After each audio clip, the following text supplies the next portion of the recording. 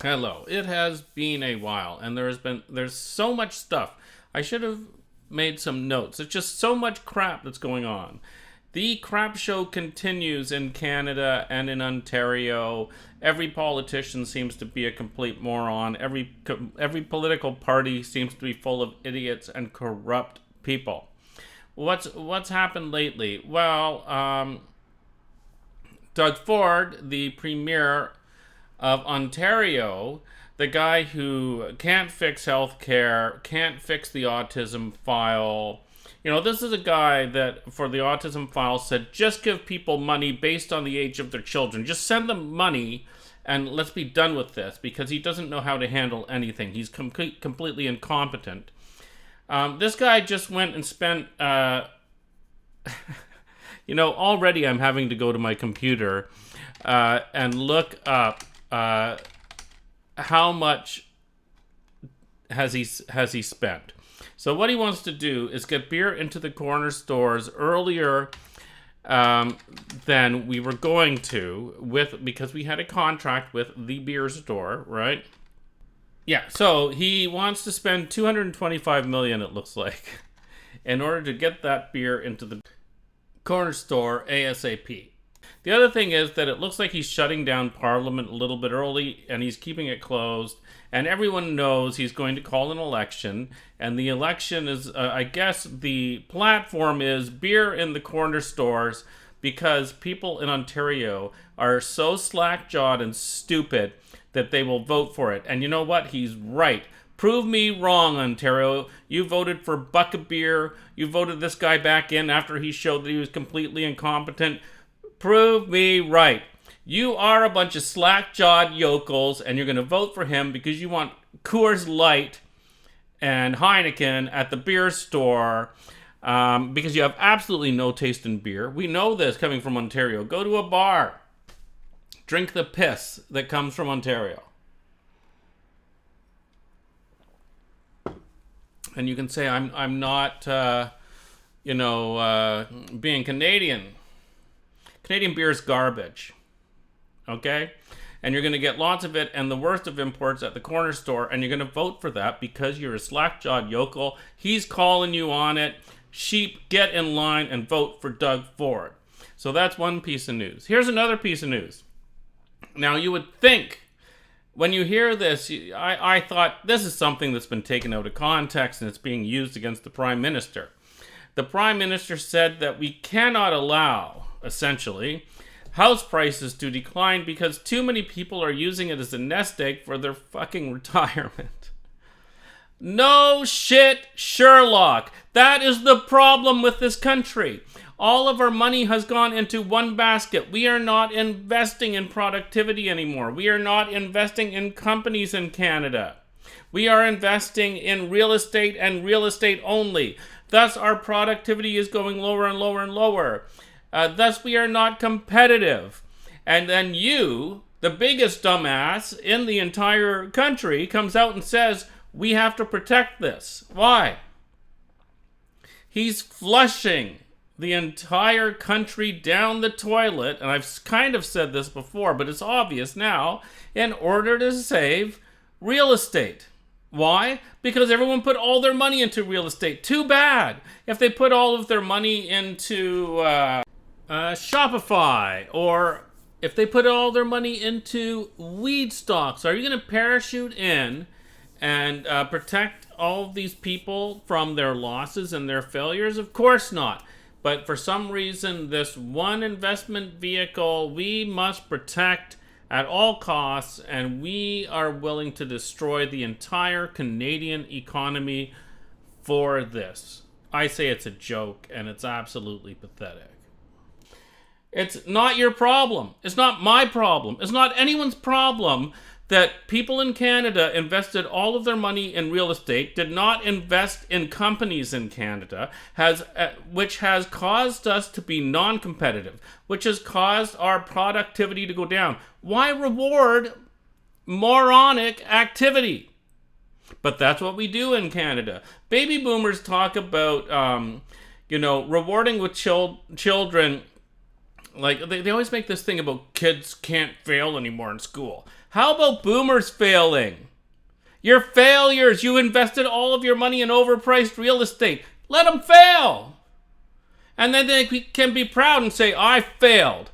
And I screwed up the entire economy, and I'm proud that I failed because failure is important. No, it's not. Not to baby boomers. Not to the people that vote for the liberals and parties like that. Failure is not allowed. Failure is not allowed. I've failed many times in my life. Children, teenagers, and millennials, millennials are like, I think millennials are like 50 now. And people are just like, hold on. We have to pamper the baby boomers. We have to do this. Now, I understand where Trudeau's coming from, because if that screws up, we have nothing else to take care of the baby boomers because we have not invested. Why? Because no one wanted to pay taxes during all this. And this property that they have, when they finally dump it, they're not even going to pay tax on that. So, I was saying before that the guy behind me, and I actually sent him a message saying congratulations. He sold his house for over $1.5 million. And the profit's tax-free because he lived there. He's lived there for years.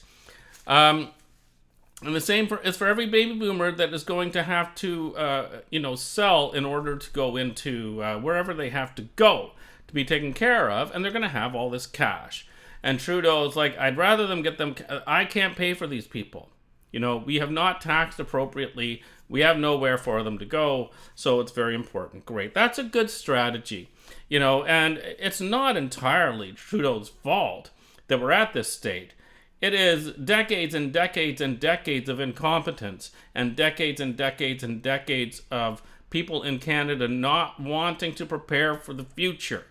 In the sense that they do not want to pay taxes for a healthcare system. They do not want to pay taxes for their retirement, right? And now here we are.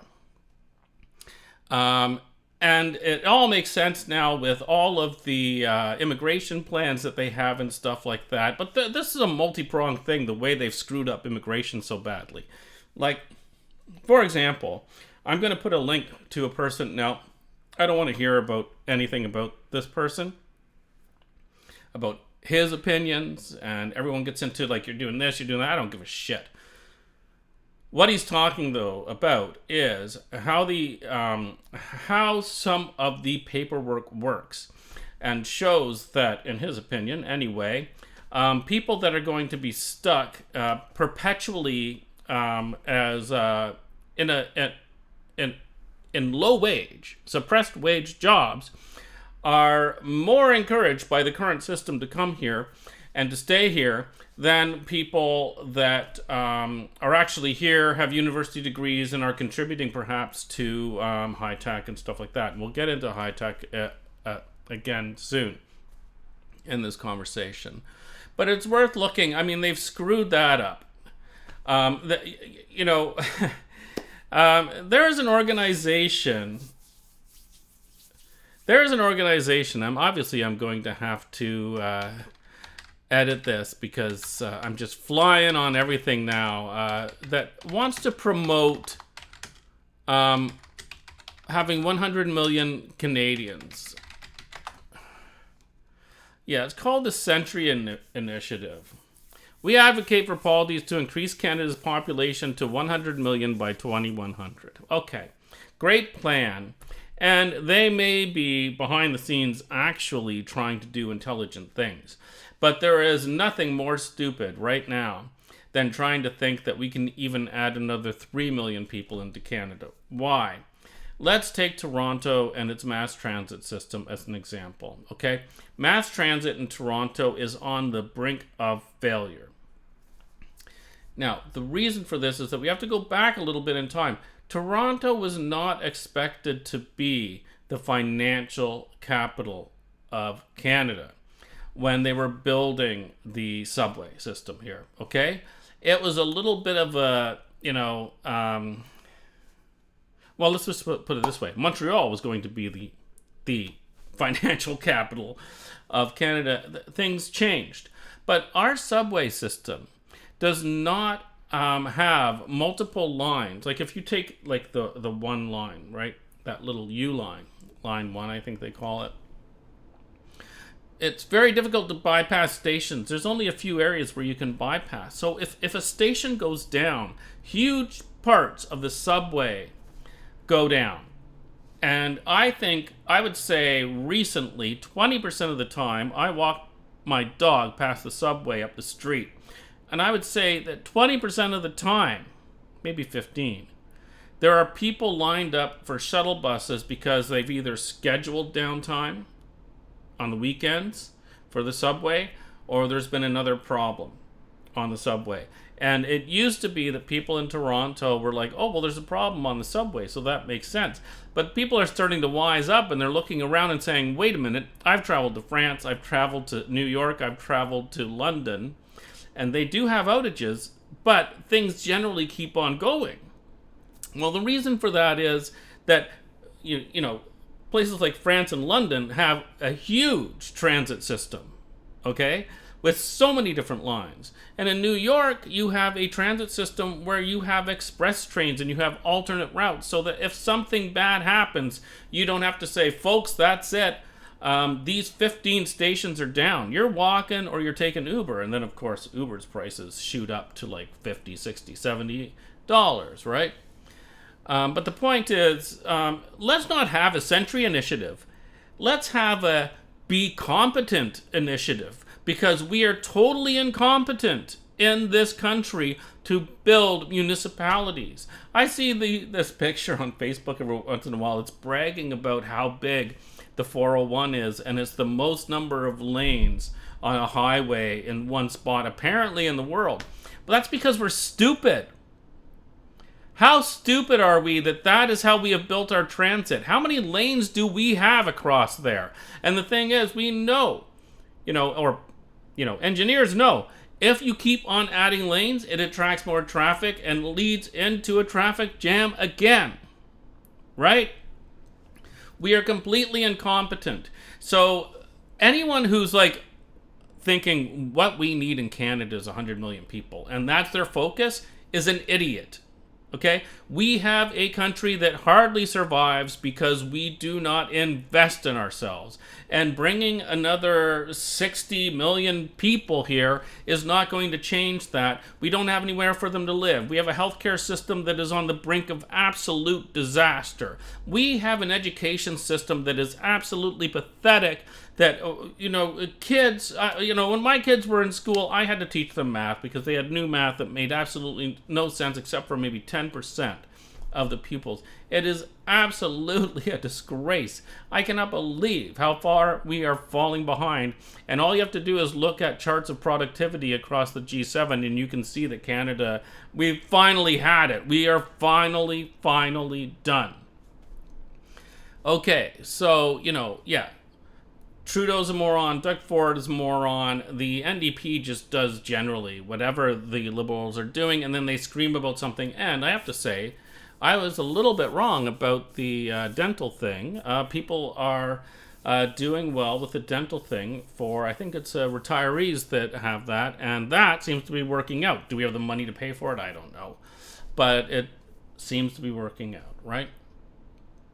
Now, the other thing is, I was watching Bloomberg, and I have to pull this up because you know what? I don't pay attention to exactly who all these people are. See, I touch my phone and then all my messages start coming through. But I kept notes. And the notes were, so I was watching Bloomberg. They had John Manley, former finance minister, and they had Stephen Polos, former governor of the Bank of Canada. And it was an interesting conversation because they were generally saying, a lot of the stuff that's wrong with Canada and problems that we're facing. And one thing that came up was that we do not, and I've said this before, just from personal experience, and I think it was a bad thing. What I had said was, I've worked for 2 companies in Canada that had to be sold off to American companies, okay? Because we could not get the investment here that we needed. Now, one of those companies now that is owned by an American company, and actually I don't know who owns that American company, like where they are in the world, if they're European or American, is now laying off people in Toronto and shipping part of those jobs over to Ireland and Argentina, as far as I can tell, right? And I was generally just saying that it's a real problem in Canada that we have entrepreneurs. We have people that do want to invest in productivity, but Canadians do not invest in those companies, right? And other Canadian companies that have investments that they want to make typically do not invest in those companies. And so they build something, maybe they have a patent, and they sell it off to an American company that buys it for peanuts. And that was generally how it was described to me by people that bought the company I work for, right? That was a very good deal. But anyway, I've said that as a personal thing, but they were talking, okay? These people that I just described were talking about how in Canada we're very good at starting something, but we cannot finish it because we cannot get the investment that we need here. And so we end up selling the company to an American company. So this is a huge problem, but I do not see where the Liberals, the federal government, other than the billions of dollars it seems that we're pouring into battery companies for cars, EV stuff, which is ridiculous, the amount they're paying per job, right? And I may be wrong, and we can come back. I'll be dead by then, but in 50 years, and say, Blaine, you're an idiot, because those battery companies really, they changed the economy in Canada, you idiot. And that could be. But the point is, we're making these changes to capital gains to further restrict entrepreneurs. We are failing.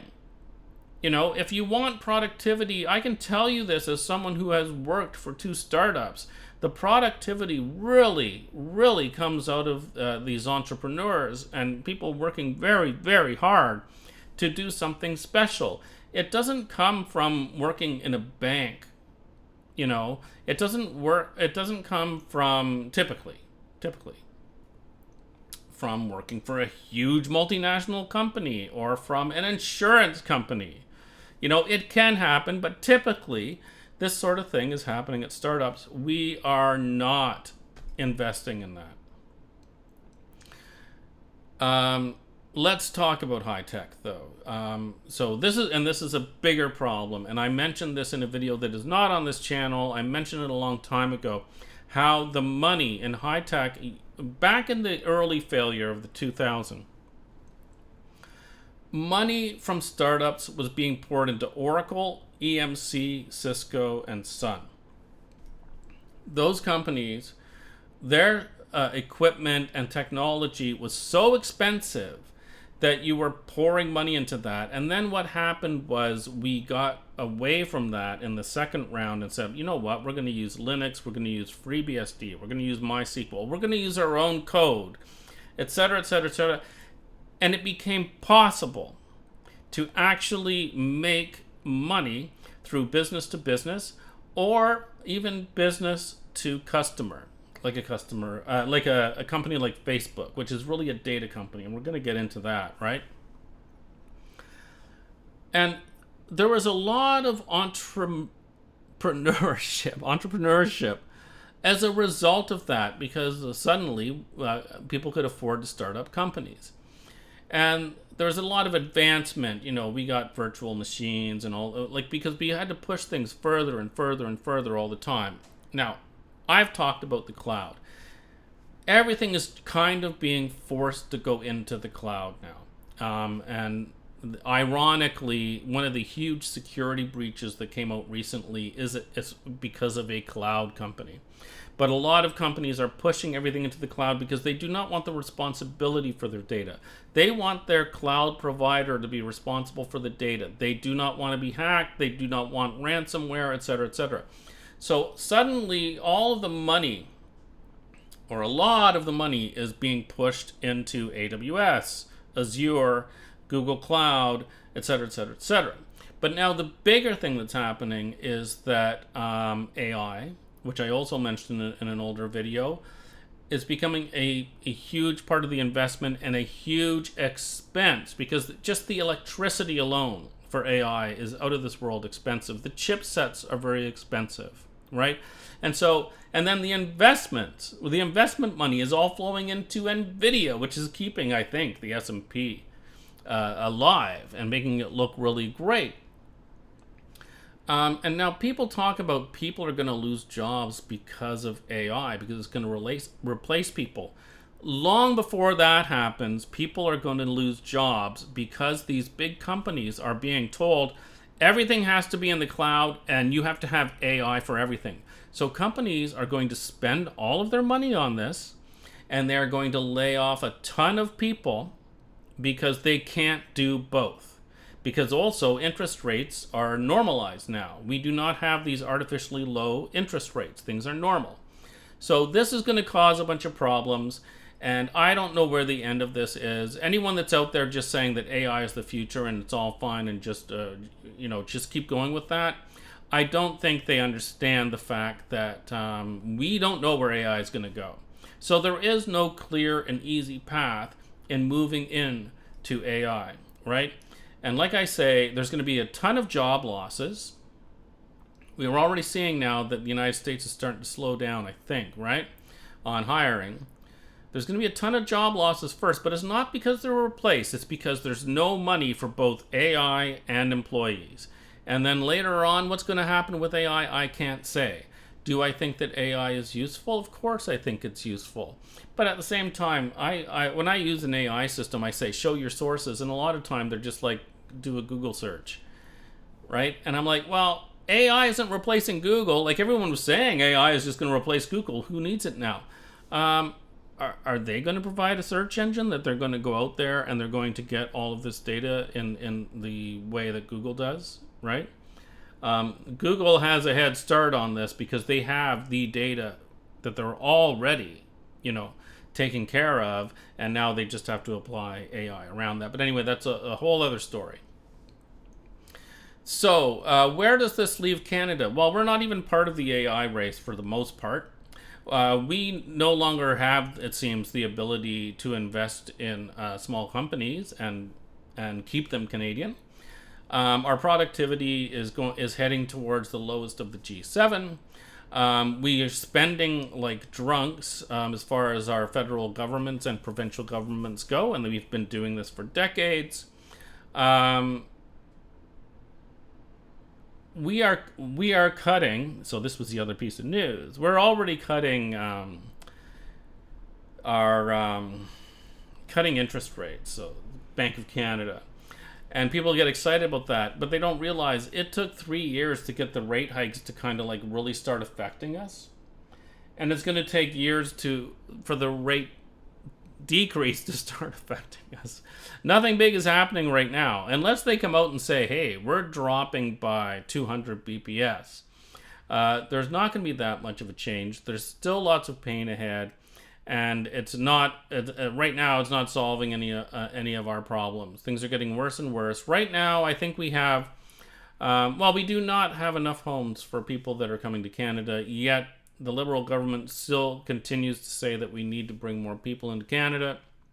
They're offering anyone that is here now illegally. They are saying that they want to offer work visas or something similar to that to these people that have generally. You're supposed to leave the country if your renewal doesn't go through, right? Or if you don't apply.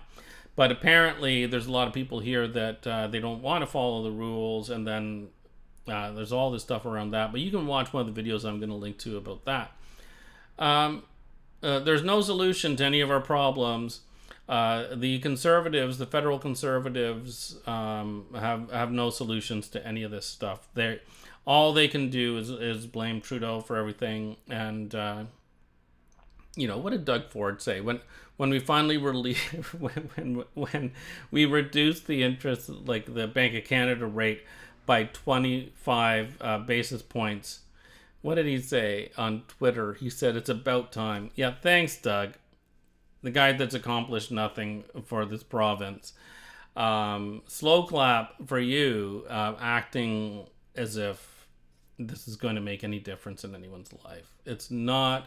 It's going to take a long time. So anyway, I was very excitable, as you can tell through this video. There was a lot of stuff to cover, and all of it was stupid. Sorry, there's another story still. I can't believe this. Another story. Apparently, more information has come out, I think from CSIS, about foreign interference in elections and foreign interference with specific members of parliament. Yet, no party will release any information about who these people are. And they keep saying, well, that's the police's job. But the RCMP, from what I can tell, is saying, we can't act on this.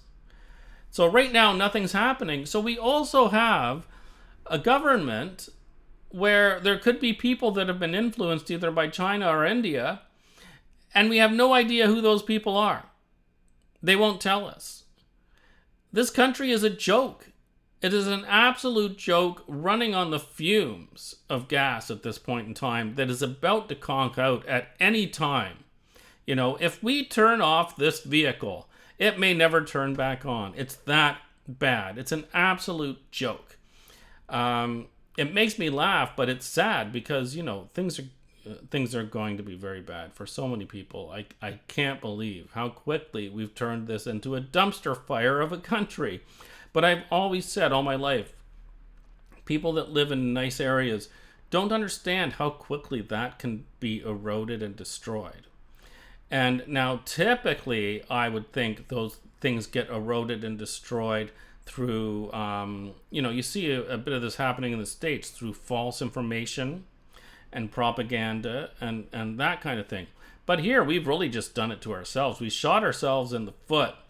And we've just given government the go-ahead and saying, yeah, you sound like nice people, just do whatever you want. And now we are in the worst position in my entire life. I've never seen this country in such dire straits. Something's got to give. And my assumption is that when our debt gets downgraded, that's when things are going to change, and we're going to be forced to change because we refuse to do it ourselves. Through voting and through our parties, we refuse to actually deal with our problems. Thanks for watching. If you're in Toronto, enjoy the nice weather and have a good night.